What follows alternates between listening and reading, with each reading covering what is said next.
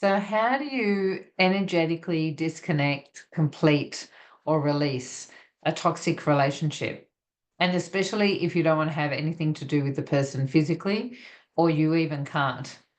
Hi, my name's Elizabeth Eleanor Makepeace, and I'm an intuitive empath that's been on a journey for 27 years of spiritual awakening and moving and increasing my capacity to move into the fifth dimension and really tap into the magic that we all have, and we just need to embody it. So I woke up spiritually about 27 years ago, and it's been a huge journey ever since.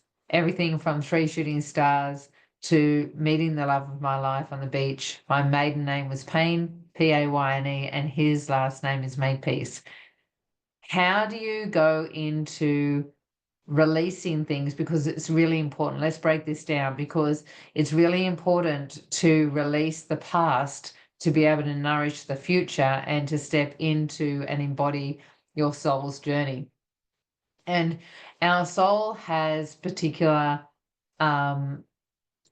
things that it comes down and wants to experience to correct what's going on, and it, like in its soul path, in its journey, so that it can elevate to a higher frequency and ultimately embody more light, more connection, and raise the bar, like raise its vibration into the creator that it is, right?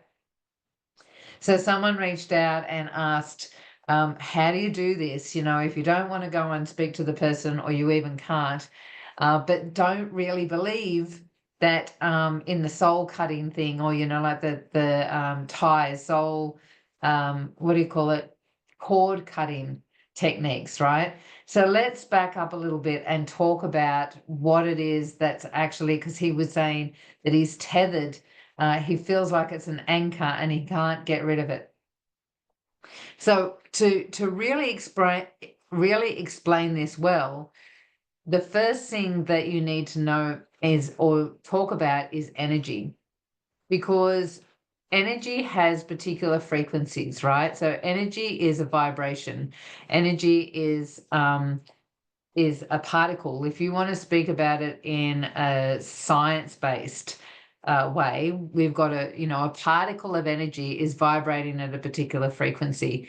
If you want to talk about it on a spiritual level, our thoughts are the purest vibration. And so our thoughts project out. As soon as you have a thought, you're projecting that, you're creating that in your reality. And each thought, each belief, each emotion, each feeling, all of those things has a particular vibration, and it can either be a low vibration or a high vibration, and anywhere in between. Now, a low vibration doesn't mean it's bad, and a high vibration doesn't mean it's good, though you can define it that way. And we are creating our world. So when you define something a particular way, now you've created a belief to it, and you've anchored it in as a certain thing, as a creation. So if you see that being angry or scared or fearful is a bad experience, then that is going to be a bad experience for you. And it's really challenging because the world defines it as good or bad, right? We live in a third dimensional reality where there is this duality between good and bad, right and wrong, hot and cold, all of these things. So it's this separation of us and them, and there's two things to it. So when you've got an emotion of fear or rejection, or felt manipulated or coerced, or somehow there's a disconnect, and you see that as a bad thing, that's going to weigh you down. And this is the anchor aspect, and we'll talk about that in a minute. And then you've got this freedom over here that you're seeing as a good thing, right? So you've changed your, this is the way I want to feel. I want to feel elated. I want to feel peaceful. I want to feel love. I want to feel connection, all of those things. So the very nature, to start with, of identifying one as good and one as bad is where we get stuck. That's the first thing. The second thing is our soul came to correct those discrepancies, right? The things that are in our vibration, right?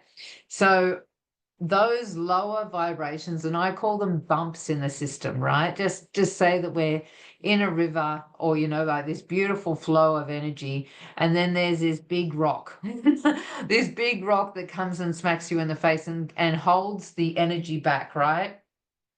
Holds that flow back. Well, that's what our soul is here to do, is to correct and move those rocks out of the way, or crumble them out of the way so they become sand at the bottom of the riverbank and you're just flowing over the top of them, right? So to really understand what's going on and to match up how it works, so that you understand that a cord cutting is a possibility, the nature of the toxic relationship, whether it be that you're defining it as good or bad, the fact that you are considering it. So let's just say that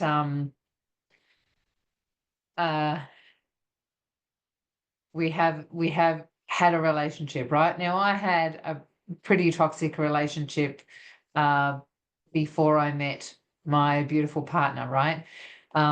In fact, it was like 10 years before, or 12 years before, or something. And in that relationship, I felt really, I had traumatic experiences. I felt emotionally neglected. I felt all of these things, right? And so while I'm having these experiences, I'm making it mean something. So every time when I was letting go of that relationship, every time you think about that relationship, you've got it in your vibration, and you're now holding and tethering that relationship. You're still in that relationship personally. So that person may have moved on and they've got no idea what's going on, but you have still got this weight around your ankle that is holding you in that relationship. You're still actually in that relationship because you're still emotionally involved. You're still traumatically involved. You've still got this bump in the system that's yours, not theirs. So cleaning up the energy is your end of the experience, not theirs, right? So how do you do that? First of all, the way I would do this is, you need to understand what the cycle is, right? And that's how you complete it. Why was this person in my movie? What was I supposed to be learning from this? What was the lesson that I need to correct? What is the thing that was holding me in this relationship that needs to be adjusted and cleared so that I can raise my vibration? So looking at, for me, when I was in the relationship with this guy, I was like, what's going on? And why did I attract this relationship? Why is this guy in my story, right? And I stayed and I stayed and I stayed until I worked it out. And for me, it was this little tiny belief still, because everything was going really well in my life. And I'm sure I've spoken about it in previous videos. By the way, while I think about it, if this is your first time that you have been watching this, hi, lovely to have you connect. If you're interested and you're getting value from this, please like the video and subscribe and hit the bell for notifications, because I'm doing this for 365 days, guys. And so this is me developing my skills as a presenter and getting rid of the ums and the ahs and all the things that go along with it, right? So when you are in a relationship, for me, everything was going really well. And I just knew that there was something still there, that I was attracting the energy of narcissism. And generally what you find is people that have got a very sensitive nature, that are beautiful, serving energy, shining their light, tend to draw narcissist behavior, because narcissists love that, like vampire energy of sucking the energy off them. uh, However, the person that's holding that energy has a vibration of neediness, of you know, that there's something in their vibration to be holding that, and even powerlessness, right? So for me, I knew there was this vibration that I needed to clear. I knew that there was something that I hadn't quite understood yet that needed to be cleared, so that I wasn't going to repeat the same pattern, different person, different face, because these cycles happen.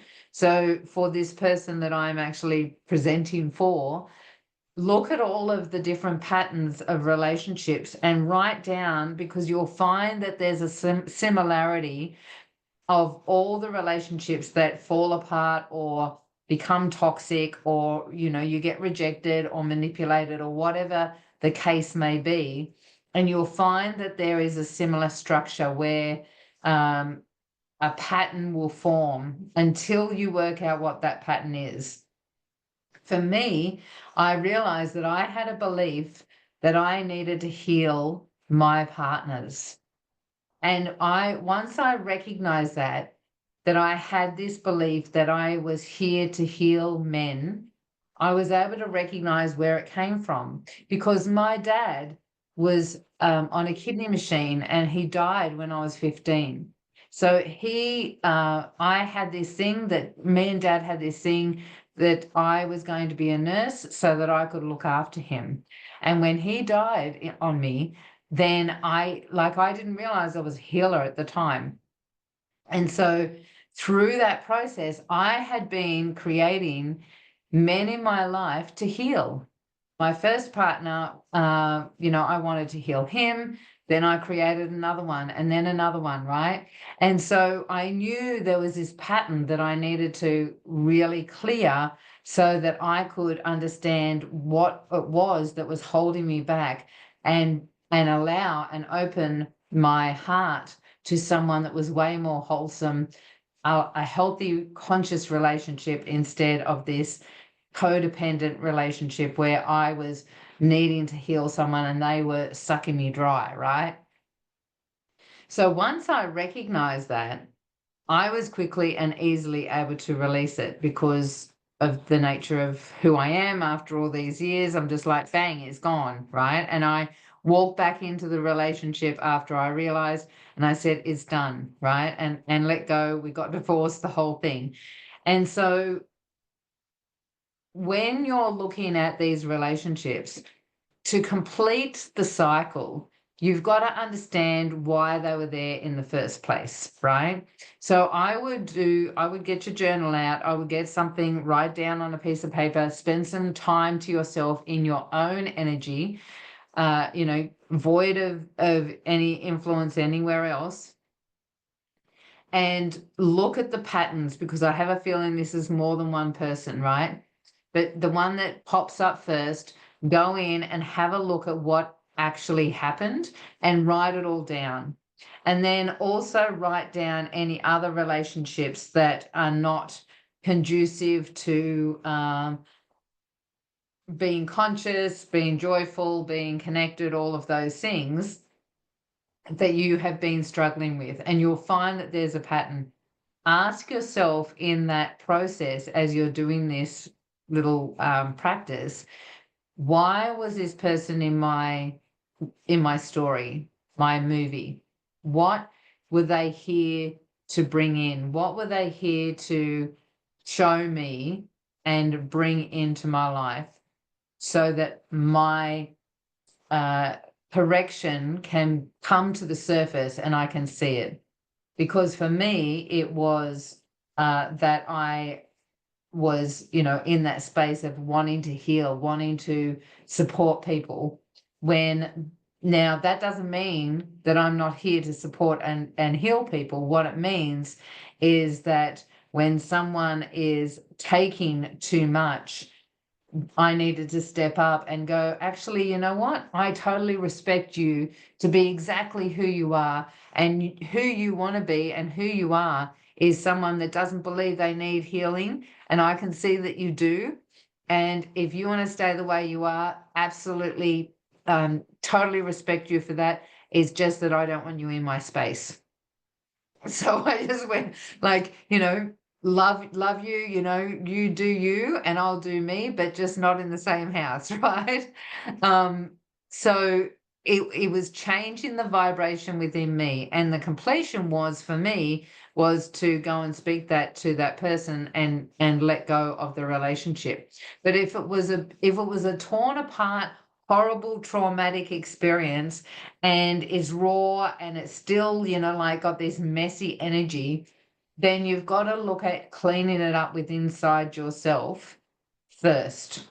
You may want to go and speak to the other person, but you've got to do this first. You've got to look at, why was this person in my life? What was the correction? How did I feel?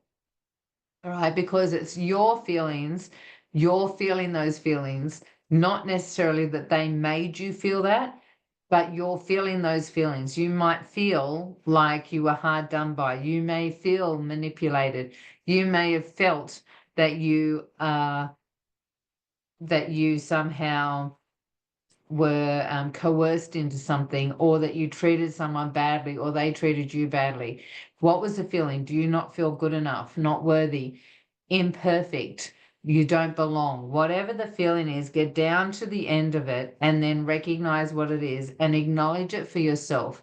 So completion is one of the processes, is looking at what it is that you have discovered, and now taking ownership of it, right? So the completion of this is, what was it that I created, right? Taking ownership of it. What is it that I've learned from that experience, right? Taking ownership of it. How did this serve me? And how did it limit me, right? Taking ownership of that. And what is it that I would like to experience instead? And going through a completion of maybe even writing all of the things down in a letter that you will never send to them, right?